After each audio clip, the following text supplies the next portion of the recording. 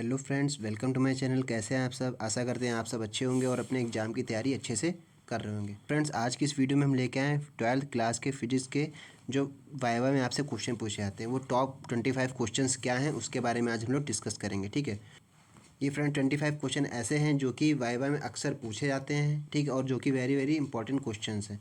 हो सकता है आपके जो फिजिक्स से 25 क्वेश्चन है इसमें से लगभग 17 से 18 क्वेश्चन या लगभग 20 क्वेश्चन आपसे पूछा जा सकते हैं फर्स्ट।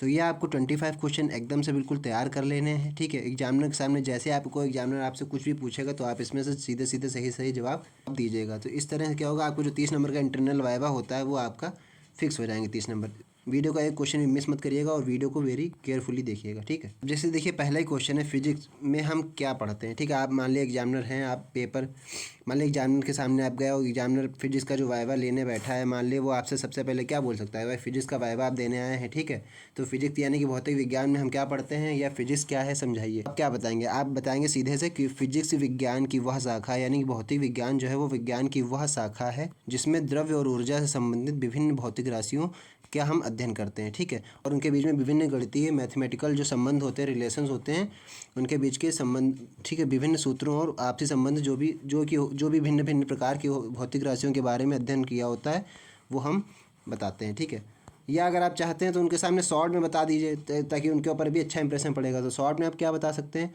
आप इस तरह से बोल सकते हैं सर कि फिजिक्स विज्ञान की वह शाखा है या भौतिक विज्ञान की वह शाखा है जिसमें हम प्रकृति के नियमों और द्रव्य और ऊर्जा से संबंधित परिवर्तनों को पढ़ते हैं। ठीक है, या उनके बारे में अध्ययन करते हैं। ठीक है, फिर है फ्रेंड्स दूसरा क्वेश्चन क्या कह रहा है कि आपने कौन कौन से एक्सपेरिमेंट किए हैं, फाइल में कौन कौन से एक्सपेरिमेंट लिखे हैं। बहुत बार क्या होता है कि बहुत मतलब लड़के अंदर जाते हैं और सीधे जाके फाइल रख देते हैं और उनको कुछ नहीं पता होता है एक्सपेरिमेंट इसमें क्या लिखा है, क्या कैसे क्या करना है, क्या बताना है, क्योंकि उन्होंने क्या किया होता है, दूसरे की फाइल लेके कॉपी किया होता है, इसलिए वो कुछ एंड टाइम पे बता भी नहीं पाते हैं। तो एग्जामिनर आपका टेस्ट लेने के लिए हो सकता है पूछ ले कि आपने कॉपी तो नहीं किया।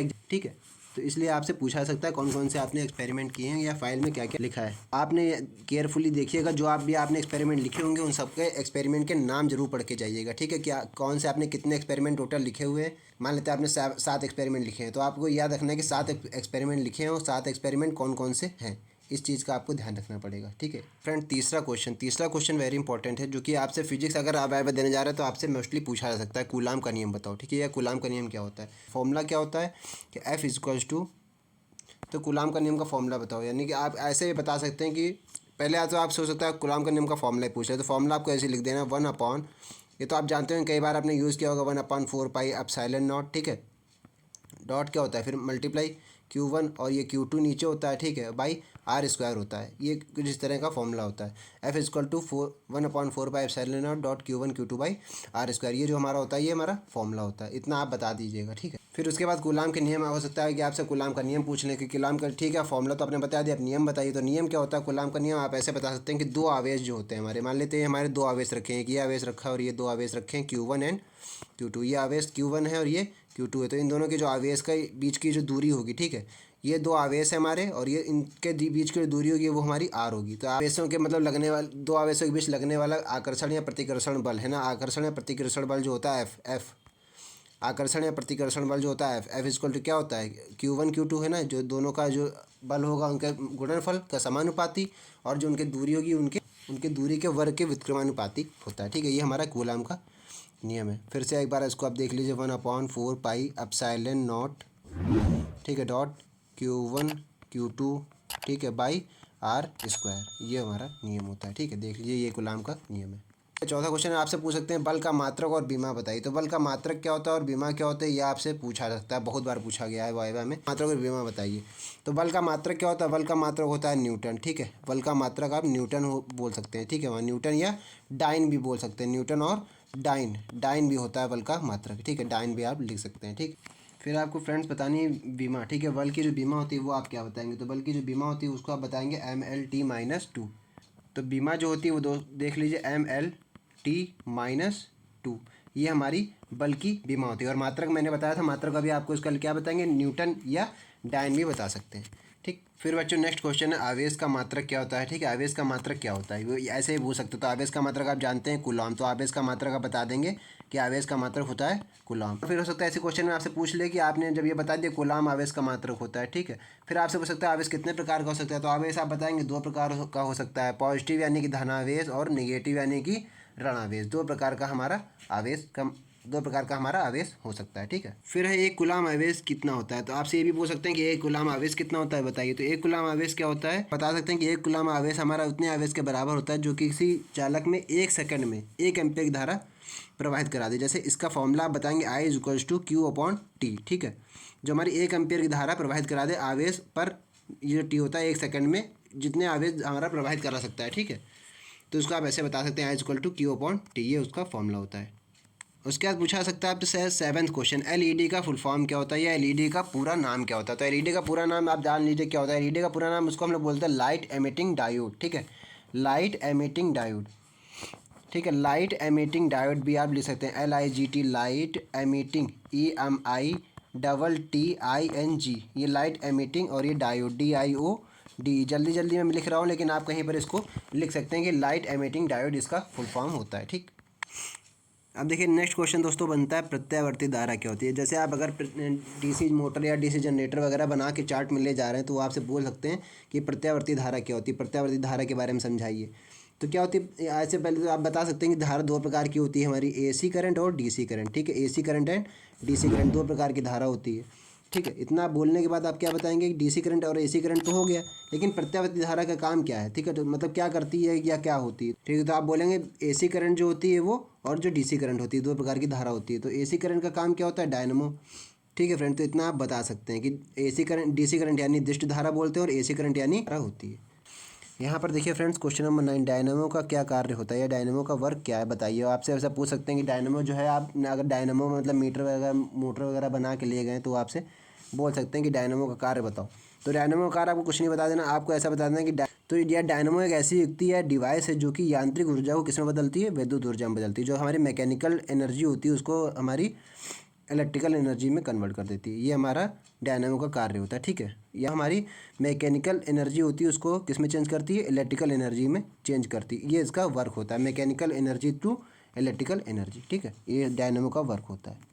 नेक्स्ट क्वेश्चन है बच्चों, ऊर्जा का मात्रक क्या होता है। ऊर्जा का मात्रक सिंपल क्वेश्चन है, आपसे बस पूछ लेंगे कि यार आपको कि ऊर्जा के बारे में आपको कुछ पता है कि नहीं पता। तो ऊर्जा का मात्रक आप सीधे बोल दीजिएगा, ऊर्जा का जो मात्रक होता है वो हमारा जूल होता है। बस इतना आपको लिख देना है और कुछ नहीं बोलना है। ठीक है, फिर है फ्रेंड्स 11th क्वेश्चन, एक जूल ऊर्जा क्या होती है। ये आपसे बहुत पूछा जा सकता है कि एक जूल ऊर्जा क्या होती है। तो एक जूल ऊर्जा क्या होती है, बिल्कुल मोस्ट इंपॉर्टेंट है, इसको आप रट के जाइएगा बिल्कुल। जो भी नहीं आता है इसको आप कमेंट करके मुझे बताइएगा कि एक जूल ऊर्जा कितनी होती है, एक जूल ऊर्जा क्या होती है। ठीक है, फिर बच्चों 12th क्वेश्चन कह रहा है कि एक अश्वशक्ति किसका मात्रक होता है और एक अश्वशक्ति कितना होता है। तो ये आपको बताना है, एक अश्वशक्ति क्या होता है। पहले आपको ये बताना है अश्वशक्ति किसका मात्रक होता है।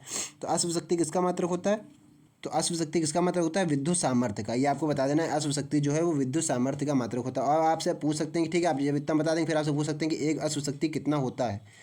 तो एक अश्वशक्ति कितना होता है, 746 वाट। ठीक है, आप लिख देंगे या आपसे बोल देगा तो कितना बताएंगे, एक अश्वशक्ति बराबर 746 वाट होता है। ठीक है, 746 वाट के बराबर होता है। ठीक है, अश्वशक्ति का मान। ठीक है फ्रेंड, 13th क्वेश्चन कह रहा है विद्युत मोटर का क्या कार्य होता है। तो बस आपको सिंपल बता देना है विद्युत मोटर का क्या काम होता है कि जो यहाँ इसमें जो वैद्युत ऊर्जा होती है वो किसमें बदल जाती है, यांत्रिक ऊर्जा में बदल जाती है। वैद्युत ऊर्जा जो होती है हमारी इलेक्ट्रिकल एनर्जी, वो किसमें, मैकेनिकल एनर्जी में बदल जाती है। आप बता, ये डायनमो का जस्ट उल्टा होता है, इसको आप इस तरह से याद रख सकते हैं। डायनमो का क्या काम होता है, डायनमो बदलता है मैकेनिकल से इलेक्ट्रिकल में। ठीक है, डायनमो जो होता है वो मैकेनिकल से इलेक्ट्रिकल में बदलता है, और विद्युत मोटर क्या करता है, इलेक्ट्रिकल से मैकेनिकल में चेंज करता है। इतना आपको ध्यान रखना है। ठीक है, फिर है फ्रेंड्स क्वेश्चन नंबर 14 कह रहा है लेंस कितने प्रकार के होते हैं। ये ठीक है, तो लेंस कितने प्रकार के होते हैं, ये चैप्टर ऑप्टिक्स है। अगर आप कुछ ऑप्टिक्स वगैरह बना के ले जाके ला सकते हैं, जैसे सूक्ष्मदर्शी और खगोलीय दूरदर्शी आप बना के लेके जा रहे हैं तो आपसे ये पूछ सकता है कि लेंस कितने प्रकार के होते हैं। चैप्टर ऑप्टिक्स से आपसे इंपॉर्टेंट पूछ सकता है। तो लेंस आपको सीधा बता दें, लेंस दो प्रकार के होते हैं। कौन से होते हैं, एक उत्तल लेंस होता है और एक अवतल लेंस होता है। दो प्रकार के लेंस होते हैं। ठीक है, दो प्रकार के लेंस होते हैं। और ये भी बोल सकता है कि जो आपके जो चश्मे में है, जो आपके स्पेक्टिकल्स में, वो कौन सा लेंस लगाया जाता है। तो आप बताएंगे उत्तल लेंस लगाया जाता है। ठीक है, इसकी क्षमता क्या होता है, लेंस की क्षमता का मात्रक भी बता सकते हैं। तो लेंस की क्षमता का जो मात्रक होता है वो होता है डायोप्टर। ठीक है, डायोप्टर होता है, इसको हम लोग डी से दिखाते हैं। किससे दिखाते हैं, डी से दिखाते हैं। ठीक है, नेक्स्ट क्वेश्चन है बच्चों 15 अमीटर और वोल्ट मीटर में के बारे में बताइए, दोनों में अंतर क्या है। तो अमीटर क्या होता है, आप इसको सिंपल बता देना, बहुत सिंपल सा आंसर है। अमीटर क्या है आप बता सकते हैं कि अमीटर जो होता है किसी भी सर्किट में, अमीटर यानी कि धारा मापता है, ठीक है, आई को मेजर करता है वो। तो वोल्ट मीटर क्या वर्क है, वोल्ट मीटर यानी विभवांतर, वोल्ट मीटर यानी कि विभवांतर को मेजर करता है, किसी भी सर्किट में विभवांतर क्या, कितना विभव है, कितना वोल्टेज है, उसका मेजरमेंट करता है, ठीक है। तो अमीटर वोल्ट मीटर में यही सबसे बड़ा अंतर है। अमीटर जो होता है वो धारा को नापता है, और वोल्ट मीटर जो है वो विभवांतर को नापता है, यानी वोल्टेज मेजर करता है, ठीक है।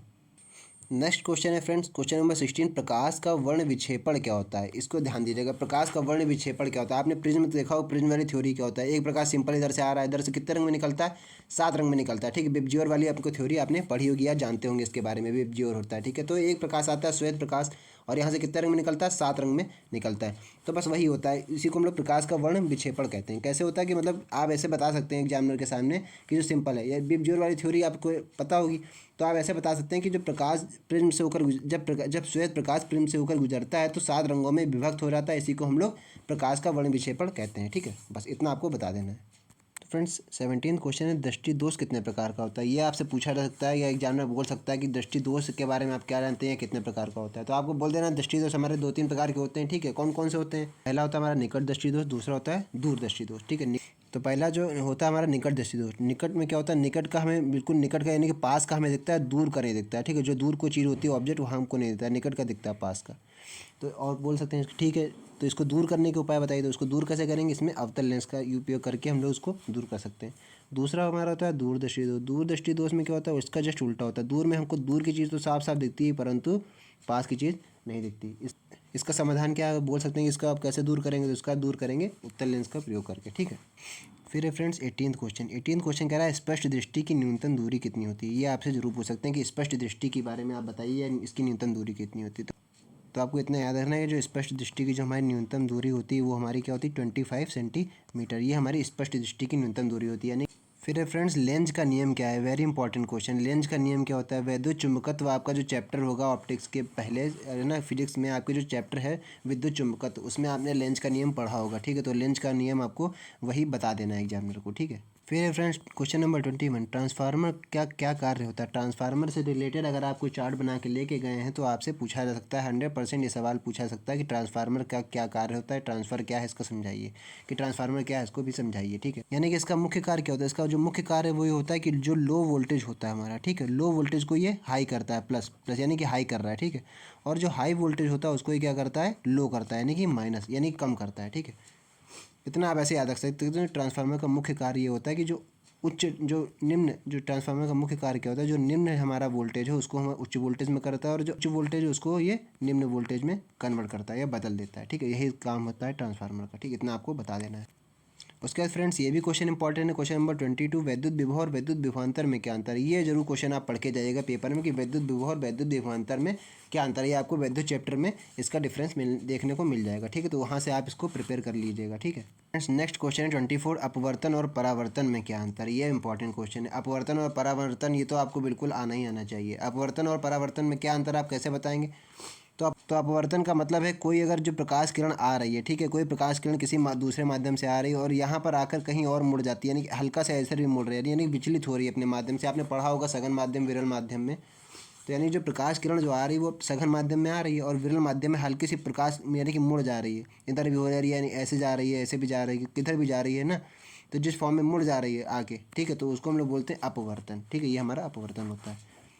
और परावर्तन क्या होता है, अपवर्तन तो आपने बता दिया, परावर्तन क्या होता है। परावर्तन का मतलब होता है कि कोई प्रकाश की किरण अगर जिस एंगल से आ रही है, ठीक है, किसी सरफेस पर टकरा रही है ना, किसी भी सरफेस पर अगर टकरा रही हो, टकराने के बाद उसी एंगल पे वापस लौट रही है, यानी कि अगर मान लेते हैं 45 डिग्री पर आ रही हो, 45 डिग्री पर भी वापस परावर्तित हो रही है, तो उसी को हम लोग बोलते हैं परावर्तन। यानी कि परावर्तन का मतलब जिस एंगल से कोई आ रही है, जिस एंगल से कोई किरण आ रही है उसी एंगल पे वापस रिफ्लेक्ट हो जा रही है, तो उसको हम लोग बोलते हैं परावर्तन। तो यही अंतर है अपवर्तन और परावर्तन में, ठीक है। तो फ्रेंड्स बस आज की जो 24 इंपॉर्टेंट क्वेश्चन थे वो मैंने आपको बता दिए हैं। ये सबसे मोस्ट इंपॉर्टेंट क्वेश्चन जो कि अभी तक वाइवा में हर वाइवा में लगभग पूछे जाते हैं, ठीक है। तो आप अच्छे से तैयार करके जाइएगा। आई होप आपको ये वीडियो समझ में आया होगा। फ्रेंड्स अगर आप चैनल पर नए हैं तो चैनल को एक बार सब्सक्राइब कर लीजिएगा। मैं इस तरह की और भी वीडियो लाया करता हूँ, ठीक है। और अगर वीडियो अच्छा लगा तो वीडियो को लाइक कीजिएगा। फ्रेंड्स मिलते हैं नेक्स्ट वीडियो में। तो फ्रेंड्स तब तक के लिए आप अपने एग्जाम की बढ़िया से तैयारी करते रहिए और मिलते हैं हम लोग नेक्स्ट वीडियो में। तब तक के लिए धन्यवाद।